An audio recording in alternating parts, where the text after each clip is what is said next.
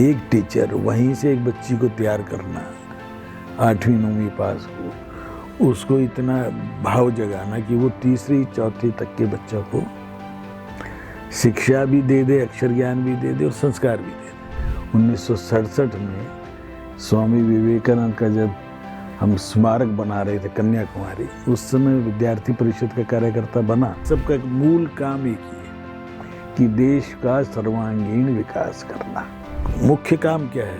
सर्वांगीण विकास करना। एकल अभियान विगत 35 वर्षों से ग्रामीण और वनवासी भारत के बच्चों की शिक्षा का जिम्मा उठा रहा है और उन बच्चों को आगे लेके आ रहा है जिनके पास न साधन है न संसाधन है, जिन तक शिक्षा की पहुंच नहीं थी। लेकिन 35 वर्षों तक ये अभियान चला कैसे और कैसे निरंतर आगे बढ़ रहा है, इसके लिए बहुत सारे लाखों कार्यकर्ता सेवाव्रती लगे हुए हैं। लेकिन जो कार्यक्रम है, जो पूरी रूपरेखा है, जो रणनीति है, वो कैसे बनती है, कैसे तैयार होती है और कैसे लोगों तक इसकी पहुंच होती है, इसके पीछे बहुत से लोगों का हाथ है, जिनमें एक ऐसे ही दानदाता हमारे साथ मौजूद हैं, नंदकिशोर गर्ग जी, जो समाज सेवा के लिए तो हमेशा तत्पर रहते हैं, लेकिन एकल अभियान के लिए इनका विशेष योगदान है। सर, बहुत बहुत स्वागत है हमारे इस खास शो में। सबसे पहले तो मैं आपसे यही जानूंगा कि आप समाज सेवा के क्षेत्र में हैं, समाज से लगातार जुड़े हुए हैं, ऐसे में एकल अभियान जैसी संस्था कैसे अलग है और कैसे वनवासी और ग्रामीण भारत के बच्चों की शिक्षा को या फिर उनके उत्थान का कार्य कर रहा है?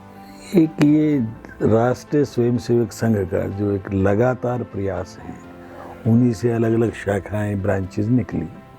तो मूलतः ये सारे काम मेरे जैसे स्वयंसेवक 1967 में स्वामी विवेकानंद का जब हम स्मारक बना रहे थे कन्याकुमारी, उस समय विद्यार्थी परिषद का कार्यकर्ता बना इंजीनियरिंग का पहले साल में ही, और उस से जुड़ गए।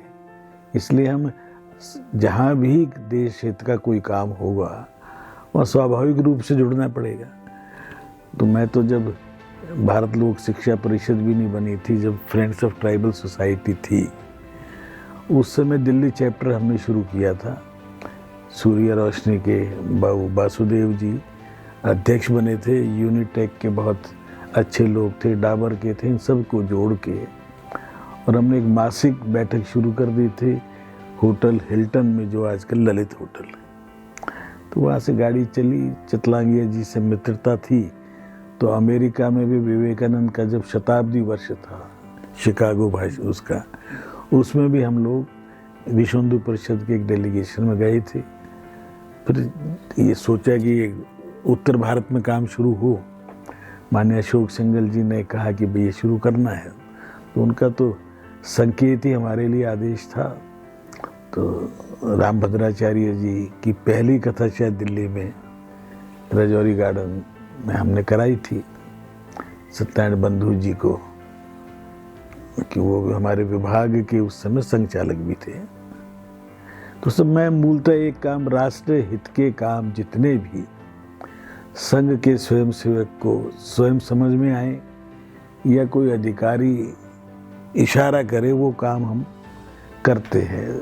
तो ये तो सारा रांची के आसपास जो कार्य प्रारंभ हुआ, तो मदन लाल जी अग्रवाल को भी भाऊराव देवरस जी ने शायद कहा, तो काम शुरू हो गया। श्याम जी ने इसमें गति दी। तो एक सतत प्रवाह है और 1 लाख को क्रॉस कर दिया था 4-5 साल पहले आप सब लोगों की मेहनत से। तो मैं प्रारंभ से ही जुड़ा हुआ हूँ और मैं तो स्वयंसेवक के नाते मेरा मूलतः काम स्वयंसेवक हूँ। आज भी नियमित शाखा जाने वाले जो दिल्ली में हमारी आयु के जो 100-200 लोग होंगे, उनमें आज भी मेरा वो काम है और ये उसी का एक पड़ाव है। जब हम बात करते हैं समाज सेवा की, लेकिन एकल जो काम कर रहा है वो एक ऐसे वर्ग को आगे लाने का काम कर रहा है जो जैसे आपने बात की झारखंड की, उड़ीसा, ऐसे तमाम क्षेत्र हैं जो संसाधन विहीन है, जहाँ तक साधन नहीं पहुँच पाए। तो यहाँ दिल्ली में आप लोग बैठे हैं, लेकिन आपको चिंता उन बच्चों की है। तो ये इसकी प्रेरणा क्या, इंस्पिरेशन? संघ की एक सोच रही ना, ये भी एक ये एक पड़ाव है। ये भी शुरू कहाँ से हुआ? वनवासी कल्याण आश्रम।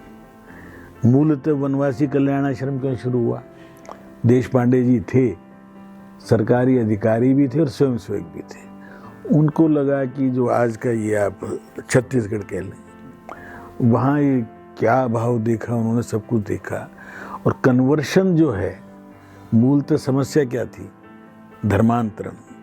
जितने ट्राइबल लोग थे उन सबको ईसाईकरण बहुत तेजी से हुआ, और उसको रोकने के लिए वनवासी कल्याण आश्रम शुरू हुआ। वहाँ से आगे धीरे धीरे आगे बढ़े।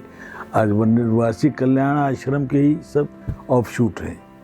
और वनवासी कल्याण आश्रम संघ का मूलतः जो शुरुआती जो सबसे पहले तो विद्यार्थी परिषद शुरू किया, फिर लगा कि राजनीति में भी अपनी आवाज़ उठाने वाला ही कोई नहीं, तो भारतीय जनसंघ शुरू हो गया। फिर लगा कि हिंदुओं को एकत्रित करना चाहिए, और ये शंकराचार्य आपस में बैठते भी नहीं, तो परम पूजनीय गुरु जी ने पहली बार चारों शंकराचार्य को एक आश्रम में बिठाया बम्बई में।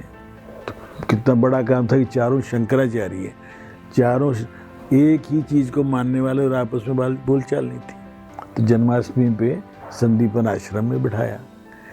वहीं से फिर प्रयागराज से विश्व हिंदू परिषद का पहला बड़ा कार्यक्रम हुआ।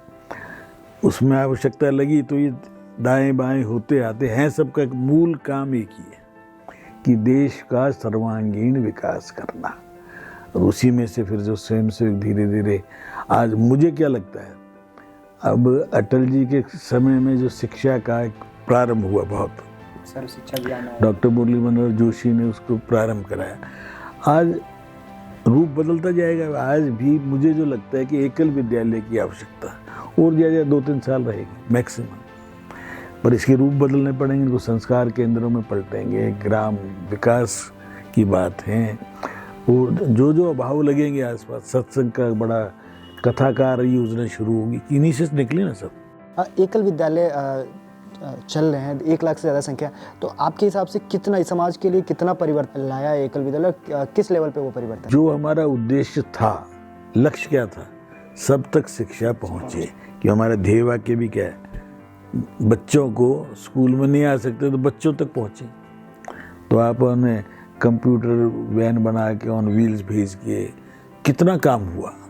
अब आज उसके मेरे ख्याल अंदाज़ा लगाना भी आज वाली पीढ़ी को शायद नहीं होगा, कितना मुश्किल काम था। एक टीचर वहीं से एक बच्ची को तैयार करना, 8वीं 9वीं पास हो, उसको इतना भाव जगाना कि वो 3री 4थी तक के बच्चों को शिक्षा भी दे दे, अक्षर ज्ञान भी दे दे और संस्कार भी दे दे। उस बच्ची को भी नहीं अंदाजा होगा कि मैं यहाँ तक इस चीज़ को मैं पहुँचा सकूँगी, पर हुआ।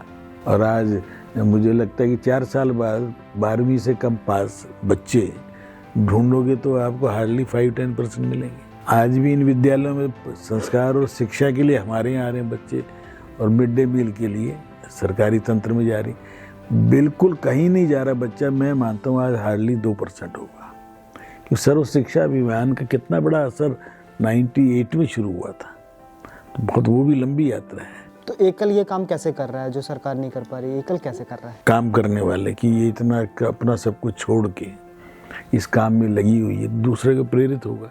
अब आप एक दूसरे से प्रेरित होंगे, आप भी जो 4-5 जने हो, प्रेरणा कोई किसी से ले रहा है ना। जब भी बात हुई शिक्षा व्यवस्था की, हम लगभग 1000 साल भी पहले जाएं, जब आक्रांताओं का राज है, उससे पहले जो हमारी सभ्यता थी, अभी क्या ज़रूरत है, कैसे हम उन बच्चों को जो क्योंकि क्या होता, जब भी बच्चे नर्सरिंग होते, जब नर्सरी से ही उनको वो चीज़ें बढ़ाई, क्योंकि अभी भी हम क्रिश्चियनिटी या फिर जितनी चीज़ें कहे कॉन्वेंट स्कूल्स हैं, उनमें स्टार्टिंग ही वो जो अंग्रेजी शिक्षा व्यवस्था है उसी को करते हैं। तो ऐसा क्या करे कि जैसे जो एकल काम कर रहा है, प्राथमिक शिक्षा से उन्हें संस्कार के साथ जोड़ रहा है, अपने माता पिता, ये सारी चीज़ें। एकल क्या कर रहा है? एकल जो वो कर रहा है जो 200 साल पहले मेरे गाँव का एक पंडित जी, जिसको ब्राह्मण कह लो, विद्वान कह लो, वो उस छोटे से गांव में जहाँ 100-200 घर थे, उनमें जो कुछ करता था, एक ही ब्राह्मण हमारा पतरा भी देखता था, वो खेती में बारिश कब ज़्यादा हो, सब कुछ बताता था, बच्चों को भी पढ़ाता था, संस्कार भी देता था, ज्योतिषी भी वही था और वैद्य भी वही था। 6 लाख थे ये। मैकाले के आने से पहले 6 लाख गांव में 6 लाख यूनिट थी। नाम उनको कुछ भी दे दो, वो अपने घर पे बेचारा या छोटा मोटा कोई मंदिर तीर्थ वहीं पढ़ाते थे ना। चलिए, बहुत बहुत धन्यवाद सर आपका। तो ये थे नंदकिशोर गर्ग जी, जो बचपन से ही सेवा के कार्यों में लगे रहे। पहले बचपन जब 6ठी क्लास में थे तब राष्ट्र सेवा किया और आज उम्र के 7 दशक बीत जाने के बाद भी सेवा में लगे हुए हैं और निरंतर इस कार्य को आगे भी बढ़ा रहे हैं, चाहे अपने परिवार के साथ, समाज के साथ और राष्ट्र के साथ।